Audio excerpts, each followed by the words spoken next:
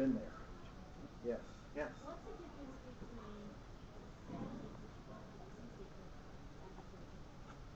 And the Awakening course. So she's asking, what's the difference between the Missing Secret audio program and the new program that she has over there called the Awakening course? There's a big, vast difference here. The Missing Secret, she doesn't work for me or anything. I mean, she just, thank you so much for wandering in with that.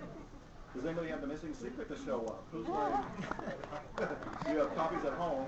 Yeah, the Missing Secret is sold by Nightingale Kona, so you can go to nightingale.com to find the Missing Secret.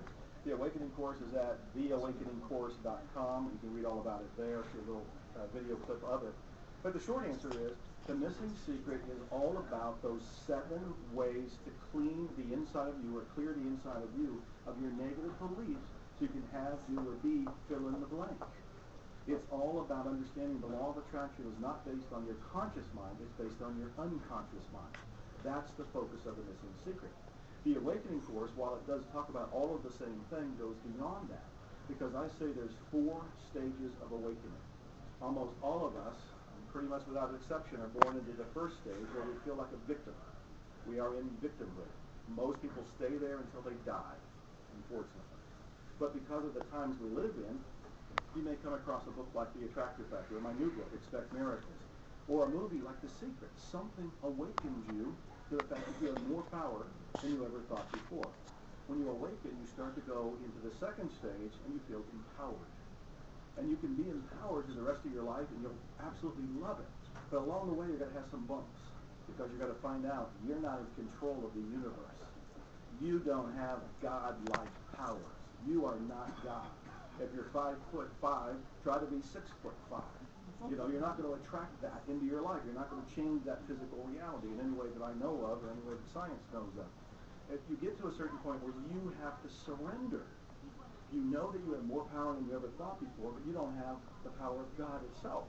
So you have to surrender. What do you surrender to, and how do you surrender? That's all part of step 3 that I talk about in the Awakening course. And part of that stems from the book Zero Limits, and the idea that when you want to change yourself, what you actually need to do is turn it over to a higher power and let it help change you. But there's a 4th stage. And I even hesitate to try to describe that, but I'm going to go and venture forth. I do it in the Awakening course, but it's all about the idea that at a certain point, if you're lucky, because this one comes from grace. The first 3 stages can come from a story. Somebody can tell you something and you can awaken into empowerment. Somebody can tell you a story and you can awaken into surrender. But the 4th stage comes by grace. It comes from the divine. You can prepare for it. You can meditate. You can open yourself to it. You can await on it, but you can't make it happen. And in the 4th stage, you merge with the divine.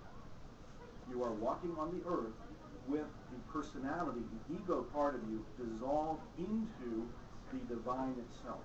So the divine is walking through you. The divine is breathing through you. You and the divine are the same. Only a handful of people on the planet are there. And I'm not one of them. But that's possible for all of us. That's the kind of thing that's in the Awakening course. Very different from